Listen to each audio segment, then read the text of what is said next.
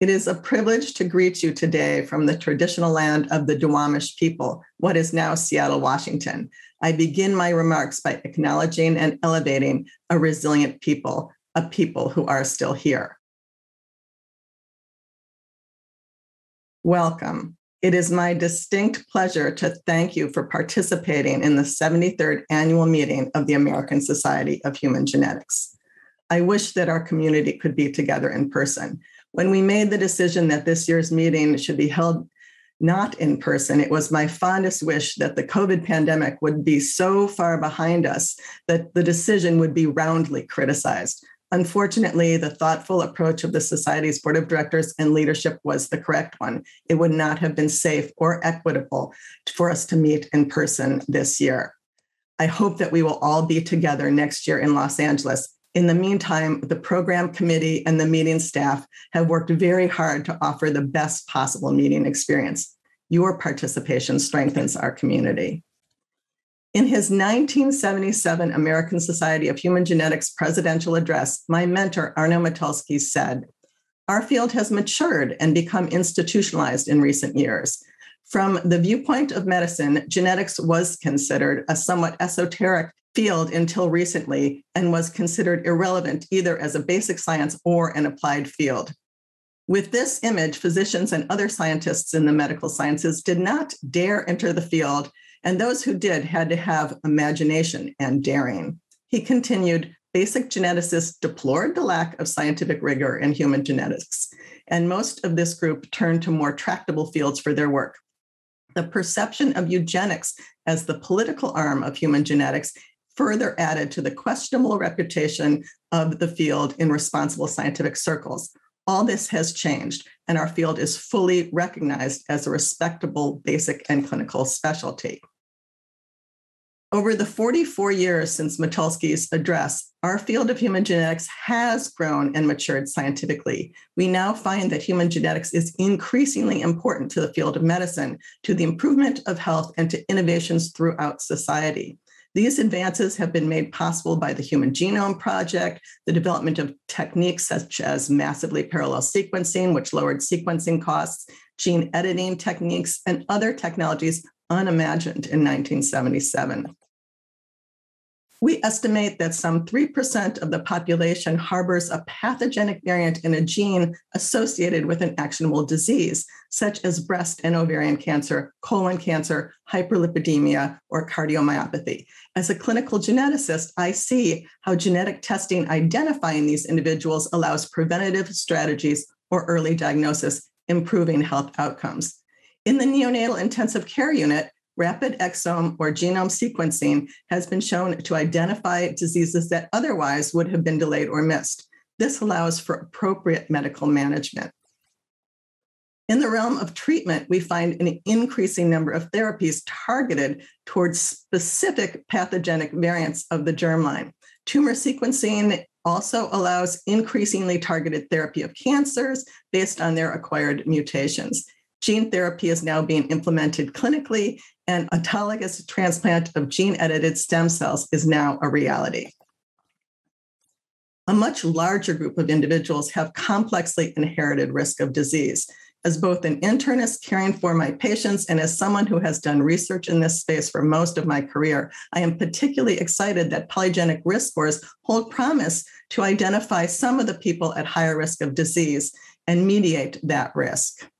An ounce of prevention is still worth a pound of cure. There is a tremendous amount to be excited about in the current state of human genetics and how far our field has come. In my generation, and more recently in my tenure as ASHG President, I have seen what is possible and our collective potential.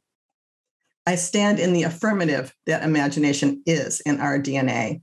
Imagination is the ability to form mental images, analogies, or narratives of something that is not perceived through our senses.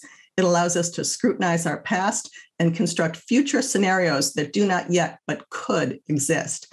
As we look to the future, I see ASHG embracing, on the most creative and inclusive levels, our stated vision that people everywhere realize the benefits of human genetics and genomics research. To make this image more vivid and clear, ASHG not only recognizes the inequities in our workforce and the lack of medical benefits for all, but we are taking action. Looking at workforce, we know that people of color are often excluded and underrepresented in scientific careers and within ASHG. As I hope you're aware, ASHG continues to invest its time and resources to address this unacceptable state directly and in partnership with many of our valued peer organizations. Additionally, we recognize that structural racism, sexism, xenophobia, and other forms of discrimination are present and a real threat to the scientific workforce. Although these are long-term, long-standing systemic issues, I am encouraged that we are focusing our efforts and commitment to advance equity. Equity, fairness, and justice has been a concern throughout my life and career. I'm one of 6 children of parents who were not college educated.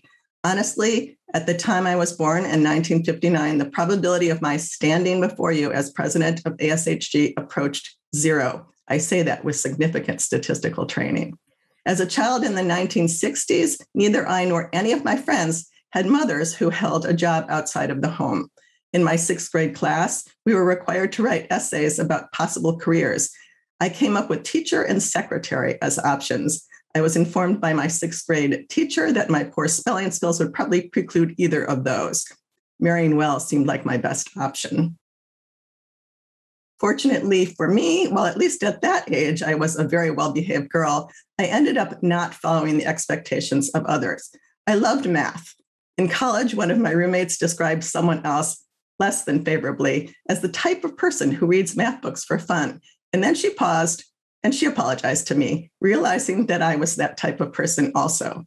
Genetics and the math behind it continued to pull me into science and into a world of academics that I truly did not know existed until Carol Newland let me in her yeast lab at the University of Iowa when I was an undergraduate putting myself through college.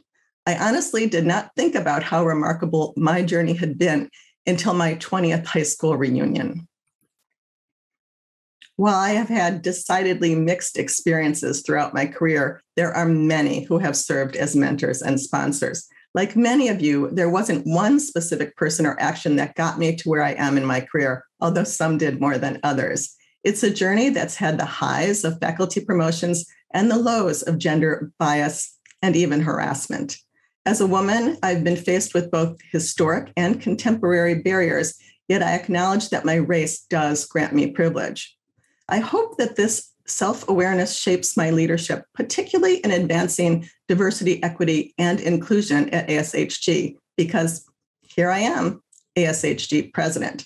I hope that those of you who are first-generation college students and graduates who are self-supporting and belong to groups who are not normally put into positions of leadership can better see your future opportunities. Although notably due to the pandemic, I'm not standing before you as president, I do look forward to seeing you stand before this society as president. I tell my personal story because I would not have imagined it would come out this way. My story is my lived experience, and because of it, I know that many people who would be remarkable members of our community do not even know about the opportunities in our field, much less have a path into science. ASHG has always felt welcoming to me. I expect this is why I continue to make a personal investment in the success of the society. This welcoming was due in part to what was to me a surprising number of senior women that I found in this field of statistical genetics at the annual meeting when I first started attending. These were led by Ann Spence, Kathy Falk, Jean McClure, but included so many other women ahead of me. The presence of these role models and of peer women my age made a significant impact on how I viewed myself and my potential in science, and was an important part of ASHG for me. Just as important were the annual meetups with my female colleagues, including an annual dinner with my University of Washington fellowship cohort of Kathy Lepig, Sharon Plan, Diana Milowitz, and Efrat Levy-Lahad, and occasional special guest stars. We laughed, we cried, we drank wine, and we listened and supported each other in both career and family matters. ASHG is looking for ways to connect our community. Yet I encourage particularly our junior members to look for your own annual dinner cohort of people who will support you through both sciences and life's ups and downs, as my fellowship group supported me. In addition to finding your own support system, I hope that all of you will support the others around you. If Arno Michalski was correct in his 1977 presidential address, the people in our field have imagination and are daring. If you knew Arno, you'd know he was most often correct. When I raise a mirror to our ASHG community, I think he was spot on. Yet, how do we continue to dare greatly? First, we must make room for a seat at the table. For instance, I am the 73rd president of ASHG, yet only the 12th woman to hold this position. The first was in 1959, which was ahead of some societies. Remarkably, I am the 4th or 5th female faculty member to be president from the University of Washington. In 1973, Elo Giblett was the first, followed by Wiley Burke and Mary Claire King, in addition to myself. The UW would also like to take credit for our former trainee and former faculty member Judy Hall's presidency. Indeed, UW has had more women faculty serve as ASHG presidents than we have had men. Still, I would like to see a woman as ASHG president more than an average of every 6 years. And I'd like to see more than one occurrence of back-to-back female presidents. Clearly, people of color and those who identify as LGBTQ+ have seen even less representation in our society and its leadership. Let's dare to do better.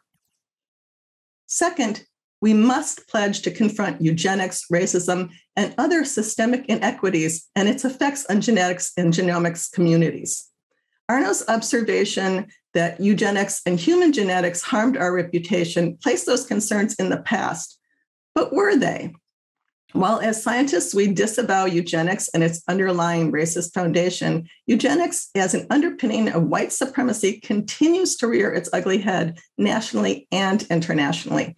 As we push back against pseudoscience, we must be mindful of the shadow that the past association of human genetics and eugenics continues to fall on our field. I think it's important to acknowledge that the field of genetics had an ugly side to its history. Some leaders in the field contributed to this legacy and held views that have now been discredited and are inconsistent with ASHG's values. For this reason, we must continue to be visible in our rejection of eugenics, and we must be honest in addressing our past. ASHG as an organization will examine how best to engage with this legacy. To this end, ASHG is embarking on a board-improved initiative to acknowledge and document any history linked to these forms of injustice, as well as to build a more equitable future. I encourage your attendance at the Presidential Symposium at this annual meeting entitled Perspectives on Diversity, Race, Inclusion, and Equity. It will include expert speakers on scientific opportunity and health disparities, scientific workforce culture and climate, and the societal impact of genetics and race, as well as ASHG efforts in these areas. That symposium is Thursday, 5:30 to 7 p.m. Eastern Time. Additionally, I hope that you are aware of the NHGRI Symposium, The Meaning of Eugenics, Historical and Present-Day Discussions of Eugenics and Scientific Racism on December 2nd and 3rd of this year. While ASHG and others can work to make opportunities in science more visible and accessible, it will really take the work of every member of the society to open opportunities and to dismantle structural racism, sexism, and all forms of injustice. We must unify in the face of these challenges. Our success depends on our participation and engagement with being the change that we wish to see in the world. Let's use our imagination and daring to that end. With that, I would like to thank all of those who make ASHG what it is. Thank you to the executive committee of the board and all of the board members, as well as the committee members and chairs. It was an extraordinary year, and there was a huge amount of work done by these volunteers. A special thank you to the amazing and resilient ASHG staff who have worked very hard through a difficult time during this COVID pandemic, particularly Mona Miller, Chasmin Jackson, Derek Scholes, Cara Flynn, and Pauline Mininet for their hard work and support all of this year. Truly, most of the members do not know how much work our staff does. I doubt that even I know. I want to thank my own mentors, in particular, Jim Hansen, Ellen Weisman, Arna Metulsky, and Debbie Nickerson. There are so many more colleagues I owe a debt to. I thank you all. I really want to thank my wonderful collaborators, my amazing trainees and staff, past, present, and future. You continue to teach me. I'm so grateful to work in a collaborative environment with so many generous people. Thank you to the many women and men who have supported me through balancing my career and my family, particularly my fellow fellows seen here at 2 of our annual ASHG dinners. Finally, thank you to my husband, Jerry, and my adult children, Ella, Leah, and Ethan. They are my biggest joy. Thank you to all the members of ASHG for your attention. I hope you enjoy this year's meeting, and I hope I will see you next year in Los Angeles.